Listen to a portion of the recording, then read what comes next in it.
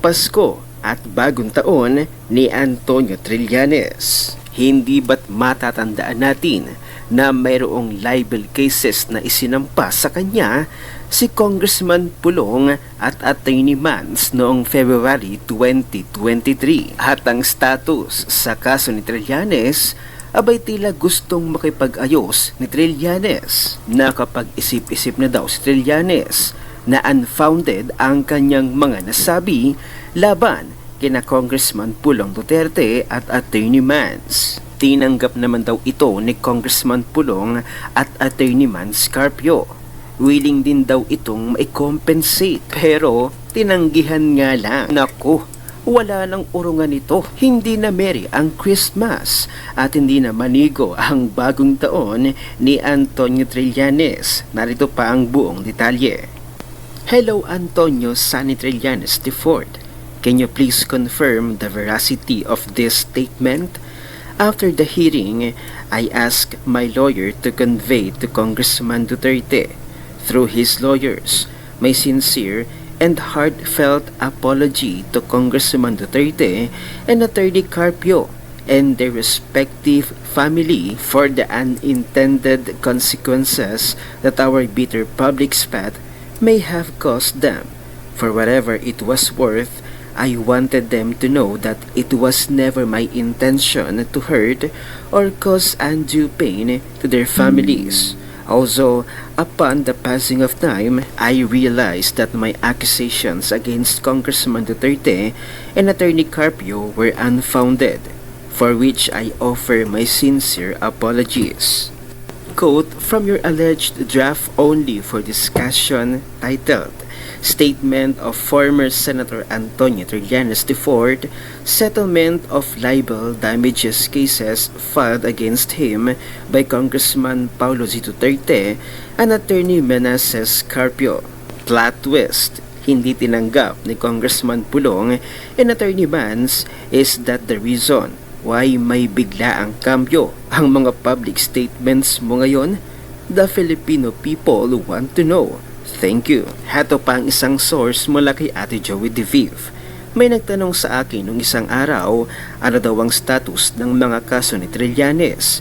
Di ba may libel cases na sinampa sa kanya si Congressman Pulong at Attorney Mans noong February 2023? Gusto na ni Trillanes makipagayos. Well, at least that is what the draft statement of former Senator Antonio Trillanes IV, Settlement of Libel Damages Cases filed against him by Congressman Pulong Z. Duterte and Attorney Meneses Carpio says na nakarating sa akin.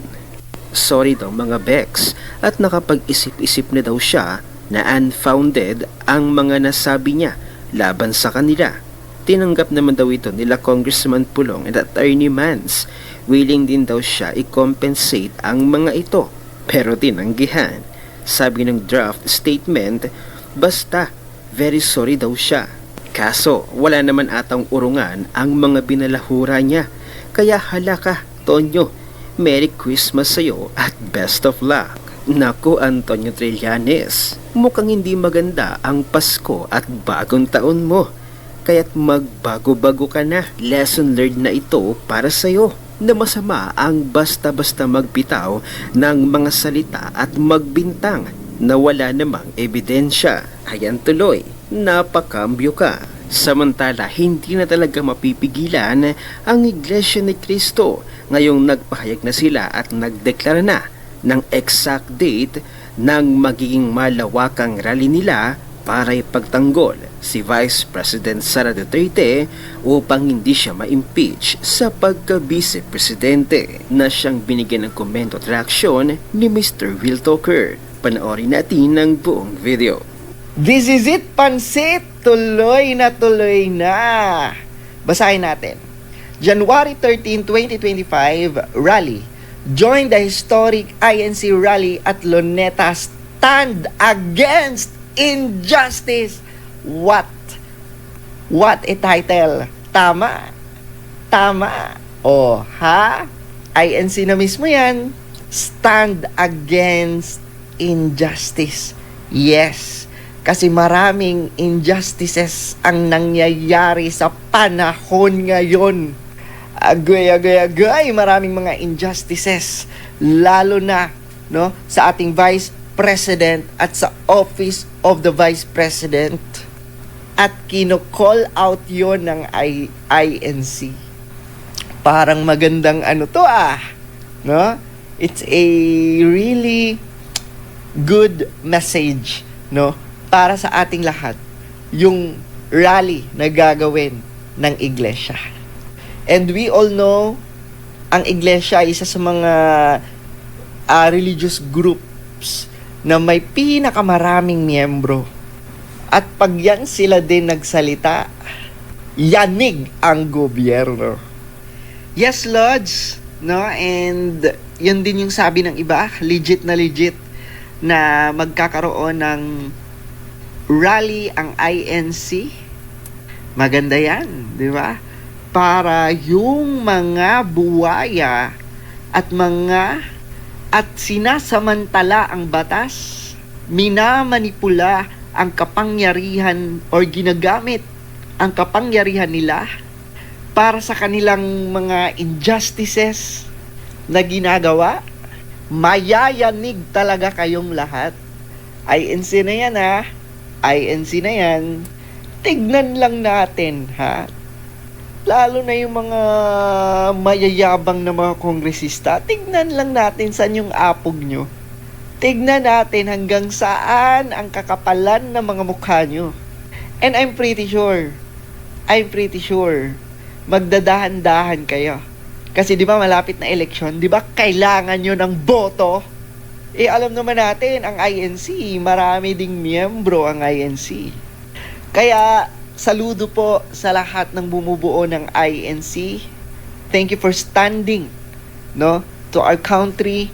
At salamat po kasi pinili nyong tumayo, manindigan, kesa magbubulag-bulagan. Mukhang parating na ang panibago at mabigat na karma para kay Antonio Trillanes dahil sa kanyang pagmamagaling, panay kasing talak ng talak, bintang ng bintang sa mga kalaban niyang politiko na wala namang matibay na ebidensya. Ito na ang bunga at isa sa mga consequence na ginagawa mo, Trillanes, ang iyong paninira sa iyong kapwa. Mga Duterte pa ang iyong binalahura at kinalaban. Abay hindi mo alam ang kanilang kayang gawin dahil sila ay likas na matatapang, lalong-lalo na, at hindi sila papayag na sila ay api-apihin na lamang ng kung sino-sino. Lalo na nakatulad lamang Trillanes. Sana'y makulong ka na, Trillanes, nang wala ka nang maperwisyo pa. Ano ang inyong opinyon?